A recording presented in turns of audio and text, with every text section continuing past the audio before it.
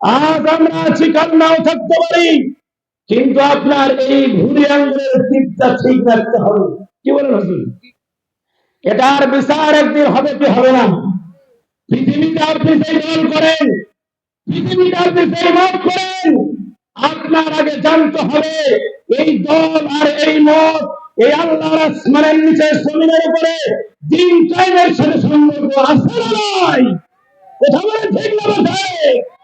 যেই দল এই বাংলার জমিনে দিন কায়েমের আন্দোলনের সাথে থাকবে, আমি আমার জীবনের যতগুলো রক্ত আছে এই জমিনে ওই দলের জন্য আমি ঢেলে দিলাম ইসলাম।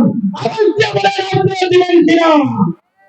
কিন্তু যেই দল আর যেই মত এই 50 বছর থেকে বাংলার জমিনে কোরআন দিয়ে দেশ চালায় নাই, এরকম দল এরকম মত বাংলার জমিনে আমরা দেখতে চাই না। কারা কারা আগামী সংসদ কোরআনের সংসদ দেখতে চান? দুয়া কোরআন লাগালে আল্লাহ দেখবে। ভাইরা আমার, আমরা অনেক সময় বলে থাকি যে আমরা আল্লাহকে ডাকবো, অবশ্যই ডাকবো, কেউ ডাকবো না, কিন্তু ডাকার মতো ডাকতে হবে।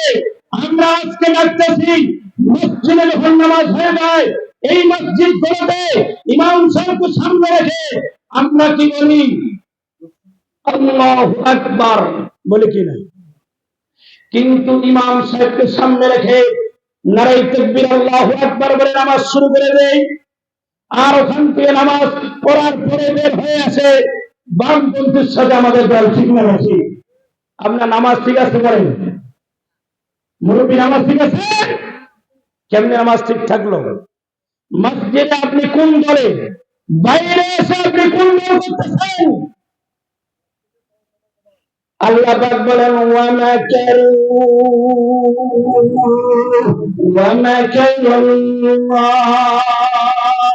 আল্লাহু খায়রুল মাকিরিন। আল্লাহু আকবার। ওরা যতই ষড়যন্ত্র করুক না কেন রে বাবা, ওরা যতই 40 সাল পর্যন্ত থাকার চেষ্টা করুক না কেন, আল্লাহ পাক বলতেছে ওরা তো পারবে না। আমি আল্লাহর কাছে তাদের প্রত্যেকটা ষড়যন্ত্র আমি আল্লাহর কাছে একটা মাদ্রাসা জানের মতো। পেরেছে পেরেছে বলেন?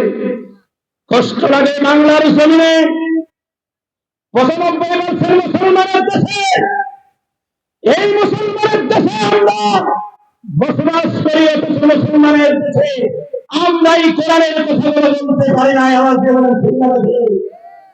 আজ কই